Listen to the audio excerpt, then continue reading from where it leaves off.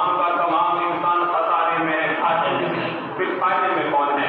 इल्लल्लज़ीना आमनू, जो लोग ईमान लाए, व अमीलुस सालिहात, फिर नेक काम किए, दूसरों को नेक काम करने की दावत दी, फिर खुद भी नेक काम किए, फिर दूसरे को बुरे काम से रोका और खुद भी बुरे काम से रुके और दीन की दावत देते रहे। उसके बाद फरमाया इल्लल्लज़ीना आमनू व अमीलुस सालिहात, फिर कहा वतवासौ बिल हक़, कि तुम्हें हक़ पर रहना है और कंधे की चोट पर इस कुरान की दावत देनी है और इस कुरान को प्रचार करना है। वतवासौ बिल हक़, और जब तुम हक़ बोलोगे, हक़ पर रहोगे, तो यकीनन है कि तुम पर परेशानी आएगी, तुम पर मुसीबत आएंगी। तो हक़ पर रहने के बाद तुम सिर्फ ये मत सोचना कि हम तो ईमान लाए थे और आज हक़ पर चल रहे हैं, फिर भी हमें दिक्कतें हो रही, मुसीबत हो रही है। मेरा रब फरमा रहा है अलिफ लाम मीम अहसिबन नासु अन युतरकू अन यक़ूलू आमन्ना व हुम ला युफ्तनून, कि लोग सिर्फ इस गुमान में है कि ईमान लाए और छोड़ दिए जाएंगे।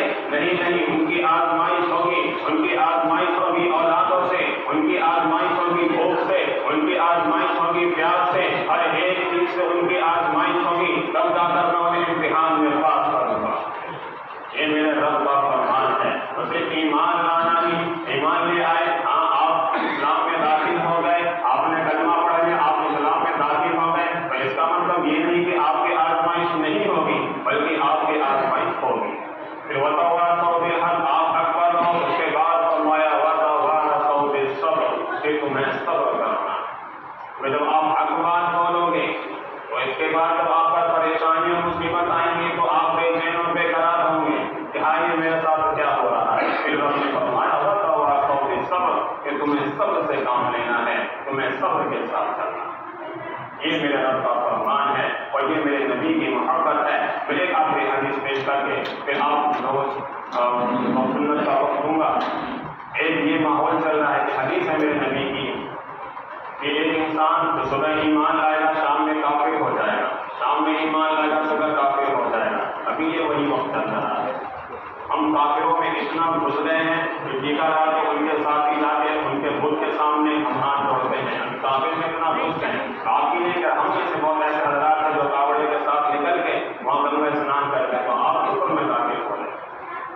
तो मेरे नबी ने दीन की दावत देने की शुरुआत की और कहा कि ये बुत परस्त झूठ है, ये जो बुत की जो पूजा कर रहा है वो एक खुले हुए धोखे में है। तो जो बुत परस्त कुरैश के लोग थे वो तमाम के तमाम इकट्ठे हुए कि मोहम्मद हमारे बुतों को, हमारी ईश्वर को भला कहता है, गलत कहता है, चलो उनसे भी मुलाकात करते हैं। वो जब जितने भी कुरैश के लोग थे वो नबी सल्लल्लाहु अलैहि वसल्लम के पास आए और कहने लगे हमारे बुतों को बुरा भला ना कहो, यानी लोगों को ये दावत ना दो, पूजा नहीं करनी, इसकी इबादत नहीं करनी।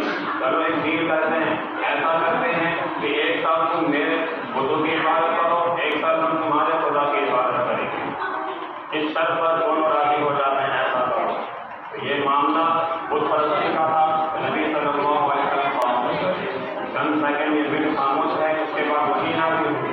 वही में कौन सी सूरत? कुल या अय्युहल काफिरून ला अअबुदु मा तअबुदून वला अंतुम आबिदून मा अअबुदु वला अना आबिदुन मा अबदतुम वला अंतुम आबिदून मा अअबुदु लकुम दीनुकुम वलिय दीन। कुल या अय्युहल काफिरून, ऐ नबी जी कह दीजिए कि ऐ काफिरों, जिसकी मैं इबादत करता हूँ उसकी तुम इबादत नहीं करते, और जिसकी तुम इबादत करते हो उसकी मैं इबादत नहीं करता, और जिसकी मैं इबादत करने वाला हूँ उसकी तुम इबादत करने वाले हो भी नहीं, और जिसकी तुम इबादत करते हो उसके बाद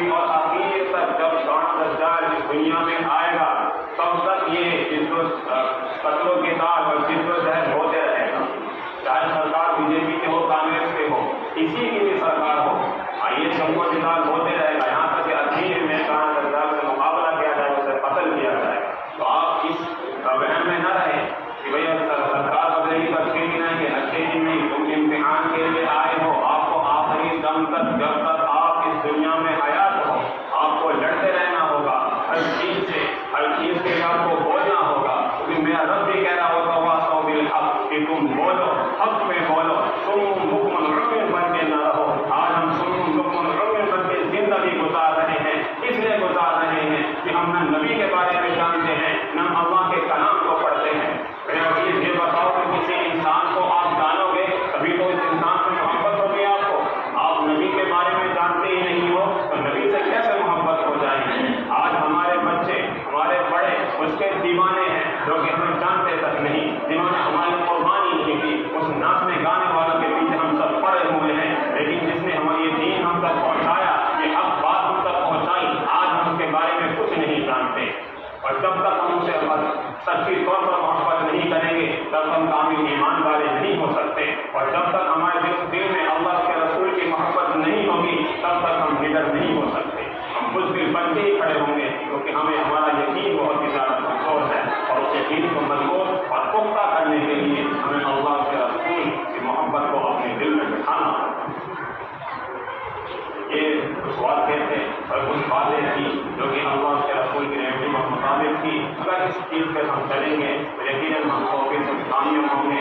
اس کے بعد ایک چیز ہے علم سے ہم بہت ہی دور ہیں، وہ چاہے دنیا کی علم ہے اس میں ہم پڑھنا ہی نہیں چاہتے، دین کا علم ہے اس سے تو ہم بہت ہی دور ہیں، اور ضروری یہ ہے جتنا علم فرض ہے وہ بھی ہمیں سکھا ہے بچوں کو، اتنا علم تو ہر ایک مسلمان کا جتنا فرض ہے کہ قرآن کریم کو پڑھنا سیکھ لے اور ناپاکی پاکی کا معلوم چل جائے، لیکن یہ دونوں چیز سے بھی ہم دور ہیں۔ ہم نہ دنیا کو کامیاب بنا رہے ہیں نہ دین کو کامیاب بنا رہے ہیں، کم سے کم ایک چیز کو تو کامیاب بناؤ۔ تو پڑھائی سے پیچھے نظام یقیناً آپ جب پڑھو گے تو مصیبت آئیں گی، مشکلیں آئیں گی۔ ایجوکیشن ایک بہت ہی پاورفل چیز ہے، education is the most powerful people which you can use the world. Education بہت ہی اٹھا سکتے ہو، لیکن ہمارے بچے اس سے بہت ہی دور ہیں، تو آپ چاہے دین کا علم حاصل کرو یا دنیا کا علم حاصل کرو، آپ ایک مقصد بنا لو مجھے یہ کام کرنا ہے، جب میں مولانا بن جاؤں گا تو میں یہ کام کروں گا، یا میں 12ویں کرنے کے بعد یہ کام کروں گا۔ لیکن آپ شروع سے مقصد لے کے چلو گے تو کچھ کر سکو گے، لیکن جب آپ فارغ ہونے کے بعد مقصد بناؤ گے تو پھر عمریں نکل جائیں گے، شادی کا وقت بھی نکل جائے گا، جا کے تعلیم کرنا کر کے شادی ہوگی، تو شروع سے مقصد لے کے چلو۔ بس اللہ تعالیٰ ہم سب کو دین کی صحیح سمجھ بوجھ عطا فرمائے، آپ پر کوئی پیار محبت سے رہنے کی توفیق عطا فرمائے، اور اختلاف کی اسے پوری فرمائے۔ سنت میں پڑھنے